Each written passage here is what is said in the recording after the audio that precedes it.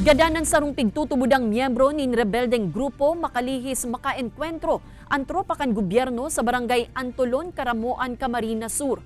Susug sa mga otoridad, nagkukondusir nin intel-driven operation an militar kan makasagupa ang daipa mabilang na numero kan mga rebelde.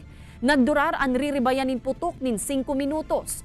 Mayo maninalugadan sa tropa kan gobyerno. Apera kan halangkaw na kalibre nin badil na recover man sa enkwentro o encounter site ang personal na mga kagamitan kan pigtutubudang mga miyembro kan rebeldeng grupo. Nangapudan man ang Philippine Army sa mga miyembro kan rebeldeng grupo na magsuko na, huli tabukas man ang gobyerno na tabangan ang mga ini tanganing makapagbagong buhay. Kaya ito na po yung tamang pagkakataon na yakapin natin yung kapayapaan at yung ino-offer sa atin ng government na bagong buhay.